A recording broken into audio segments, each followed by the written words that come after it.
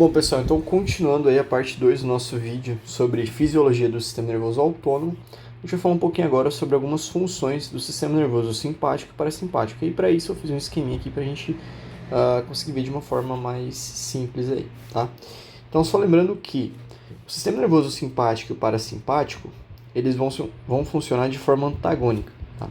Então, do lado a gente tem o sistema nervoso simpático e do outro a gente tem o sistema nervoso parasimpático. E eles vão funcionar de forma antagônica, eles são antagonistas um do outro. Ou seja, quando a gente tiver uma ativação simpática, a gente vai ter uma redução da ativação parasimpática e vice-versa, beleza? Então a gente já viu que os neurônios simpáticos eles vão ter origem principalmente na região torácica, beleza? E os neurônios parasimpáticos vão ter origem na região de tronco encefálico, deixa eu colocar de azul,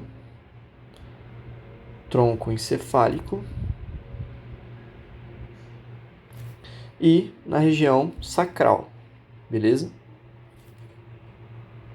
Basicamente é isso. Então a gente já viu a questão de liberação de neurotransmissores, como que acontece a ação desses neurotransmissores, a gente vai falar de modo mais geral o que eles vão fazer em cada parte do corpo. Então, começando aqui com essa imagenzinha, né? Isso aqui representa um olho, tá? Então, finge que isso aqui é um olho. E a gente tem que o sistema nervoso simpático, ele faz uma coisa que a gente chama de midríase, tá? Então, ele vai fazer a midríase. Midríase é a mesma coisa que dilatação da pupila, tá? Então, midríase nada mais é do que a dilatação das pupilas. Já o sistema nervoso parasimpático faz uma coisa que a gente chama de miose. Se midríase é a dilatação das pupilas, a miose vai ser o quê? A constrição das pupilas. Então a gente pode dizer que quando a gente tem a ação do sistema nervoso simpático, lá nos nossos olhos, nas nossas pupilas, tá? A pupila, para quem não sabe, é aquela bolinha, né? Vou explicar de um modo mais simples. A bolinha do olho. Então a gente tem períodos em que ela está aumentada, né? Quando a gente tem mais contato com luz, uma maior luminosidade, certo? Ela vai diminuir. E quando a gente está no escuro, por exemplo, essa pupila ela aumenta, para a gente ter a entrada de mais luz, beleza? Então o sistema nervoso simpático ele vai fazer a midríase, ele vai fazer a dilatação dessa pupila, e o parasimpático vai fazer a constrição da pupila. Aqui embaixo, logo embaixo do olho, a gente tem essa representação que seriam as glândulas salivares. O sistema nervoso simpático, ele vai fazer principalmente a ativação de algumas enzimas que estão nessas glândulas salivares. Então, ele faz a ativação de algumas enzimas. Já o sistema nervoso parasimpático, ele vai fazer com que a gente tenha uma maior secreção de água pelas glândulas salivares. Em relação ao coração, então a gente falou um pouquinho sobre os receptores, né? Então lembra que a gente tem lá os receptores beta-adrenérgicos, né? A gente tem aqui no coração aquele receptor beta-1, que é ligado à proteína GS, e quando ele é ativado, a gente vai ter um aumento da síntese proteica, consequentemente, um aumento da frequência cardíaca, beleza? Então, a gente tem um aumento da frequência cardíaca, deixa eu colocar até de vermelho, um aumento da frequência cardíaca, quando a gente tem liberação de nora, se ligando ao receptor beta-1. No coração, a gente também tem receptor muscarínico. Que receptor muscarínico? Receptor muscarínico do tipo M2. E aí, quando esse receptor é ativado, ele é um receptor GI, inibitório. Então, a gente vai ter uma diminuição da frequência cardíaca, certo? Lá nos nossos pulmões, a gente também tem receptores. Então, a gente tem lá nos pulmões os receptores simpáticos do tipo beta-2. E aí, quando esses receptores beta-2 são ativados, a gente tem um relaxamento dos brônquios, tá? Então, a gente tem o que a gente chama de broncodilatação, um aumento desses brônquios. Já quando os receptores muscarínicos são ativados aqui, qual é o receptor muscarínico? Principalmente aqueles receptores, né, que são encontrados nos musculis e tal, que são os M3, né, nas glândulas exócrinas, por exemplo, tá? E outros tipos de receptores.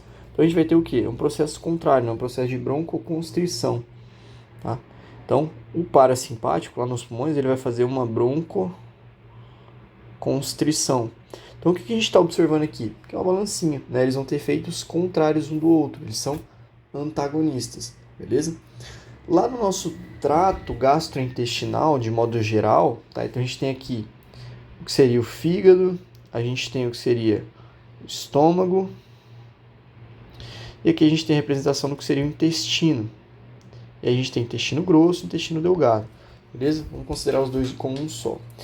Basicamente, de modo geral, o sistema nervoso simpático ele vai inibe a digestão, certo?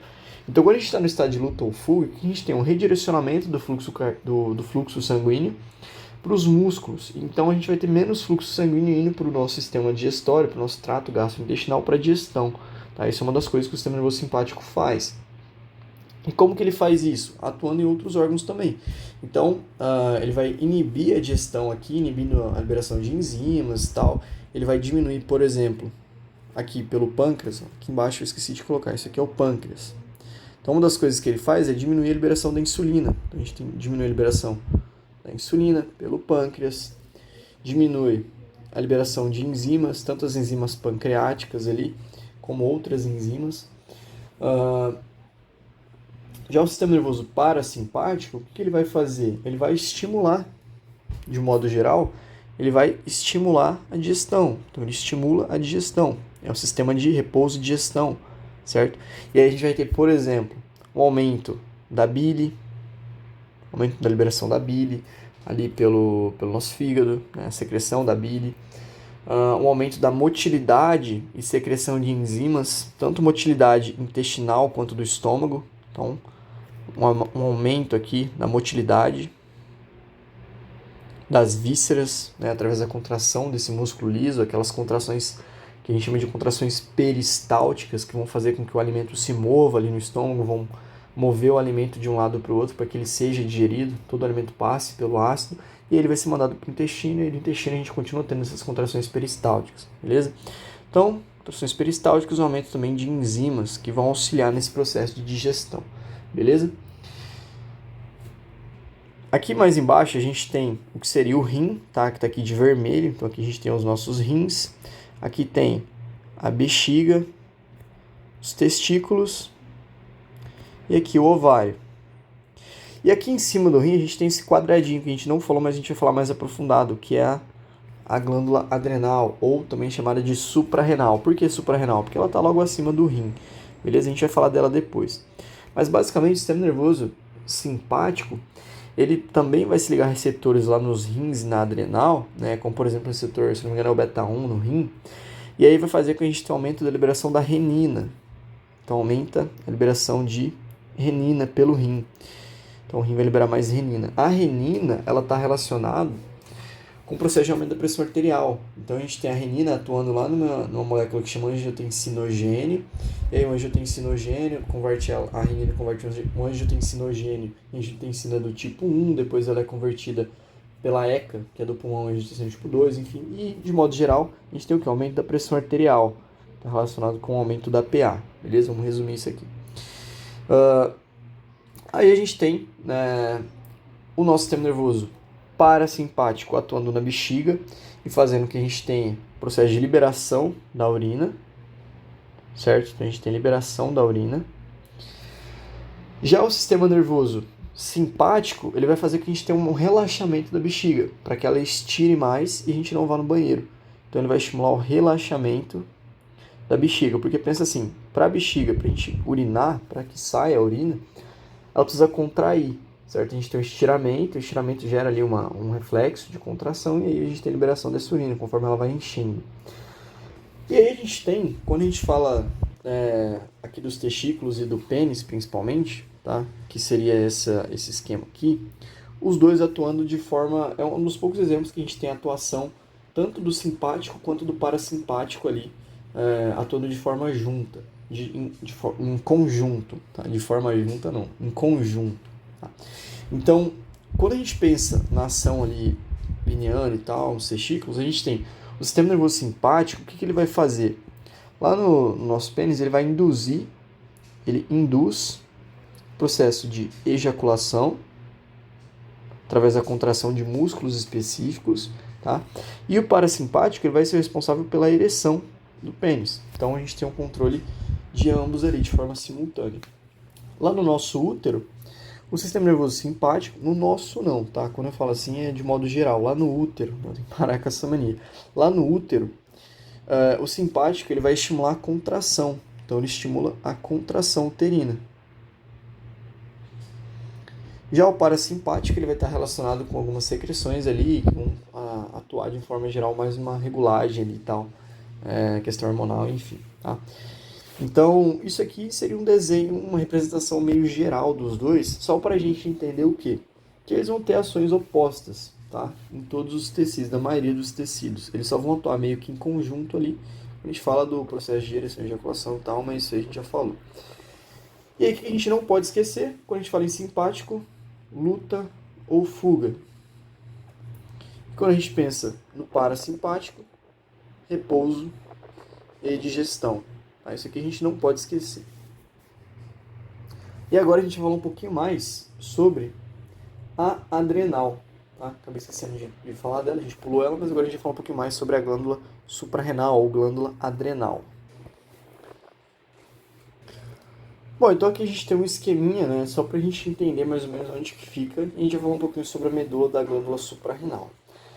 A suprarrenal, como eu falei, ela fica logo acima dos rins. Então aqui a gente tem esse esqueminha do lado, aqui a gente tem o nosso rim, e acima do rim a gente tem esse triângulozinho, que é a glândula suprarrenal, ou também chamada de glândula adrenal, beleza? E aí a gente tem que ela tem diferentes regiões. A gente tem uma região mais periférica aqui em volta, que a gente chama de córtex suprarrenal, né? Córtex da adrenal, e uma região mais interna que é a medula da adrenal. E essa medula da glândula suprarrenal ou adrenal, vou chamar de adrenal que é mais fácil. Tá? Vou colocar aqui do ladinho. Glândula adrenal.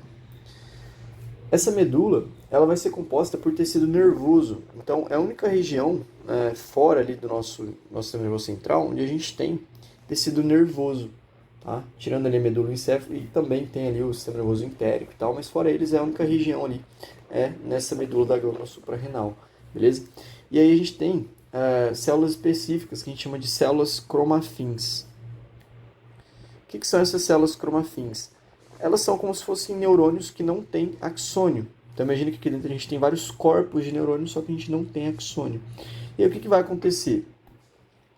Basicamente, essa medula da suprarrenal, né, a gente tem lá o sistema nervoso simpático, os neurônios se originando na medula, certo? Então, sistema nervoso central, principalmente da região torácica, não podemos esquecer. E esses neurônios pré-ganglionares, eles fazem sinapse nos gânglios, que estão ali próximos à medula, certo? Com outros neurônios, que vão até os tecidos-alvo, certo? Vão até o tecido-alvo. Só que esses neurônios, eles também se projetam, alguns deles, até a medula da adrenal, ou da glândula suprarrenal. E aí eles vão fazer sinapse com esse grupo de neurônios que está lá na suprarrenal. E aí o que vai acontecer? Esses neurônios, eles vão produzir o hormônio que a gente conhece como adrenalina. Então eles vão, sintetizam a adrenalina e secretam a adrenalina na nossa circulação, no nosso sistema sanguíneo, certo? Porque eles não têm axônio. Então eles não conseguem levar, né, ali através dos axônios, fazer a liberação da adrenalina nos tecidos-alvo. Então eles vão liberar onde? Na circulação. Então a adrenalina, ela é um hormônio. Ela vai fazer uma sinalização que a gente chama de endócrina. Né? Então essa sinalização endócrina, a substância ela vai para o sangue, e lá do sangue ela vai ser enviada para onde? Para os tecidos-alvo, que são vários tecidos-alvo. Então ela pode chegar a qualquer região ali do nosso corpo circulando pelo sangue, beleza? Então essa é a importância da suprarrenal. Além disso, eu não falei, mas a suprarrenal está relacionada com a secreção, a liberação de vários outros hormônios. Então a gente tem o córtex suprarrenal, a liberação de aldosterona, cortisol, enfim, dentre vários outros, tá? Então relacionados com outros processos, beleza? Então, de modo geral, é isso que é interessante para a gente nesse momento. Bom, e aí para a gente fechar, falta só uma coisinha para a gente falar, que é em relação a como que as vias autonômicas elas vão controlar o músculo liso e o músculo cardíaco.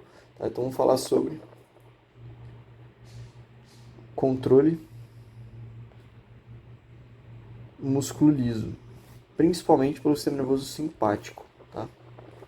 Como que ele vai controlar ali o nosso músculo liso e também cardíaco.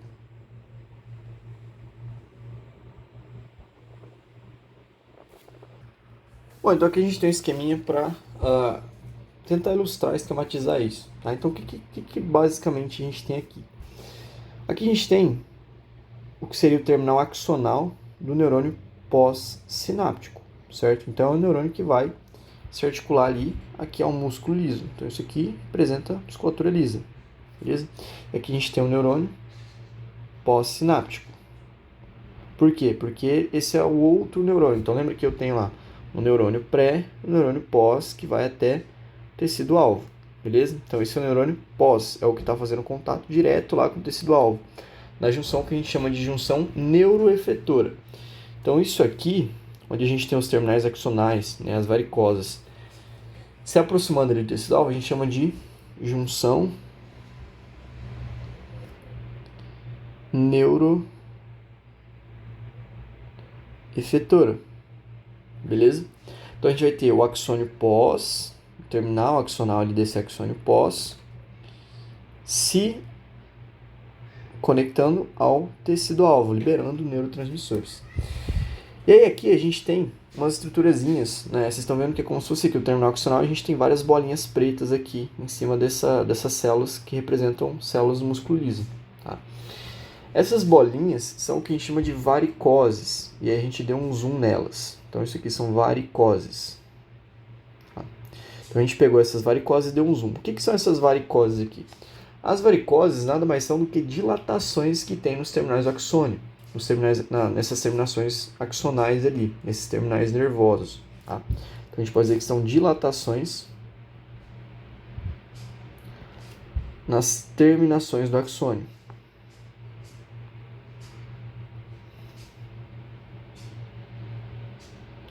Então é literalmente um aumento, né, desse terminal nervoso. A gente tem ali uma dilatação, um aumento, forma como se fosse uma bolinha ali. A gente chama de varicose. Tá?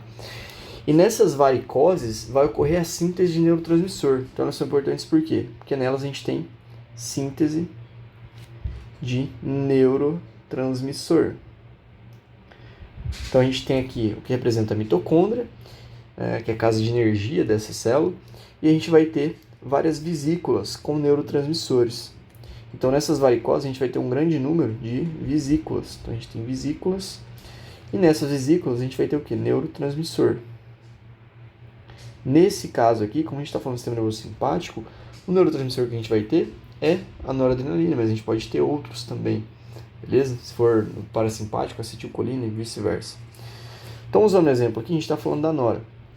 E o que vai acontecer? Um processo normal ali, né, de sinapse. Então, a gente pegou, a gente foi, deu mais um zoom aqui, ó. Então, a gente deu outro zoom, a gente vai ver o que acontece entre uma varicose e uma célula. Então, aqui a gente tem essa mesma varicose,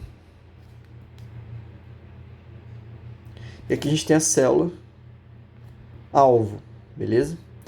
Então a gente tem o que? Primeiro, a gente vai ter a chegada do potencial de ação, que vai fazer com que a gente tenha abertura de canais de cálcio, daí a gente tem entrada de cálcio.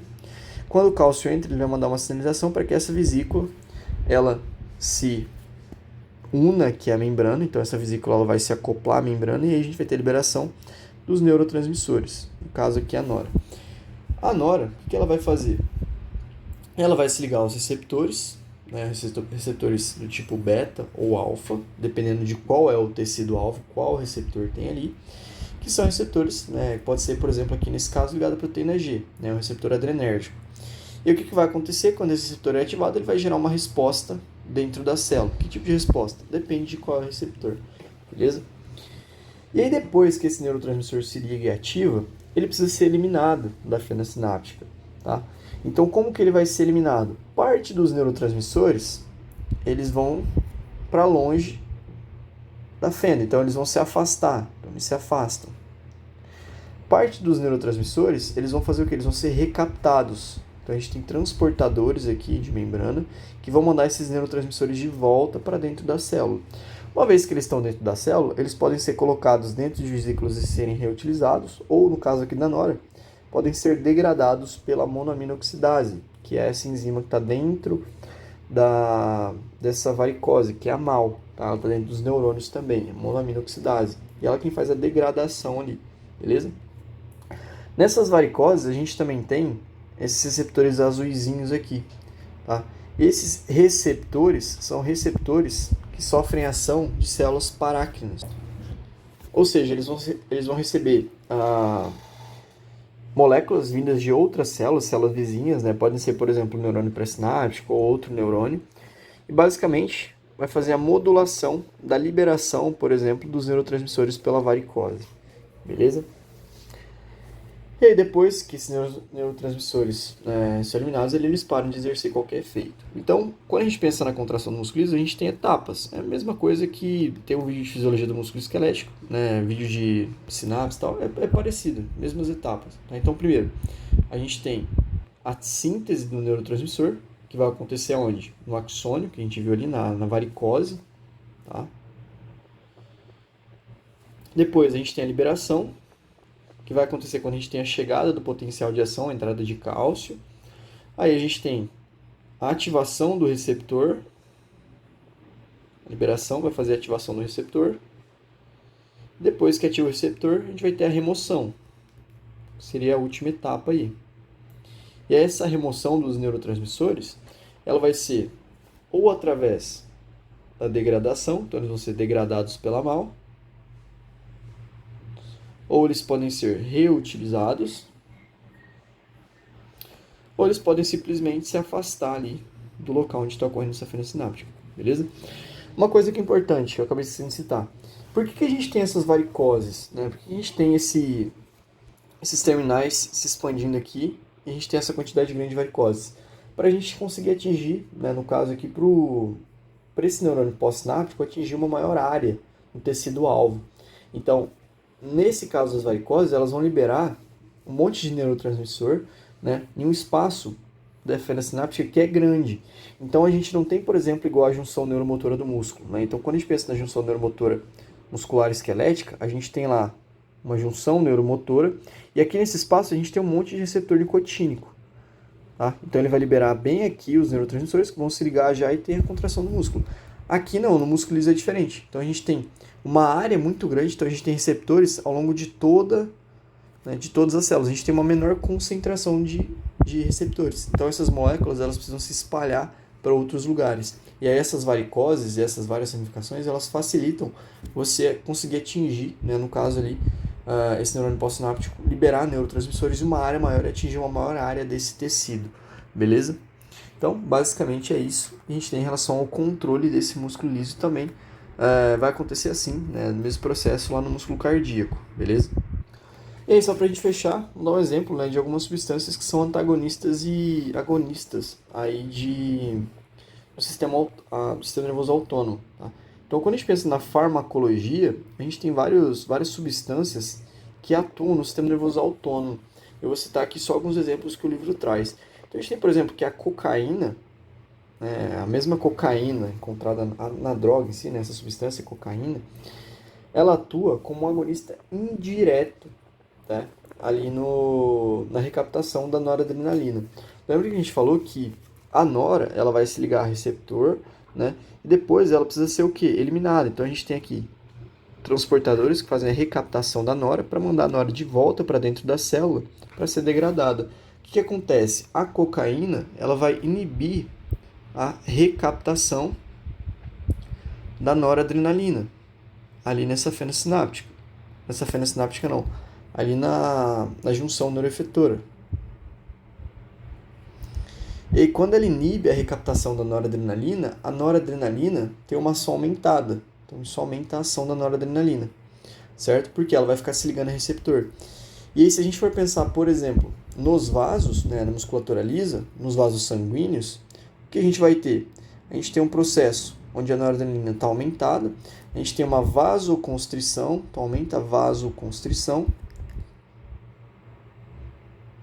e dependendo do efeito dessa vasoconstrição, a gente pode ter, por exemplo, um infarto agudo do miocárdio. Então, dependendo da vasoconstrição, a gente pode ter uma situação de isquemia. E aí vai faltar sangue para as células cardíacas lá no miocárdio, que pode levar a um infarto do miocárdio. Então, esses são os efeitos que a cocaína pode fazer. Tá? Outra coisa que a gente tem, uma outra substância, outro fármaco, são os inibidores da colinesterase. Inibidores da colinesterase. O que é a colinesterase? Existe uma enzima que chama acetilcolinesterase, que nada mais é do que a enzima que faz a degradação da acetilcolina. Tá? Então, esses inibidores da colinesterase, eles vão inibir essa enzima, que é como se fosse uma tesourinha, que chama acetilcolinesterase. Essa enzima acetilcolinesterase, ela faz a remoção da acetilcolina. Então, ela degrada a acetilcolina. Quando essa enzima ela é inibida, a gente tem um aumento da ação da acetilcolina. E aí a acetilcolina, ela vai aumentar a ação, por exemplo, do nosso sistema nervoso simpático, certo? Esses inibidores de colinesterase, eles são muito encontrados em inseticidas. Então, quando as pessoas utilizam ali inseticidas para matar inseto mesmo. Tá? O que esses inibidores de colinesterase fazem? Basicamente, eles vão inibir essa acetilcolinesterase, que nos insetos vai fazer com que a gente tenha um aumento da contração dos músculos respiratórios. Aumenta a contração dos músculos respiratórios do inseto. E aí o que acontece? Ele morre. Por quê? Como o músculo fica contraído o tempo todo, ele não consegue respirar. E aí isso leva à morte. Beleza? E a gente também tem, né, ali fármacos como, por exemplo, os beta-bloqueadores.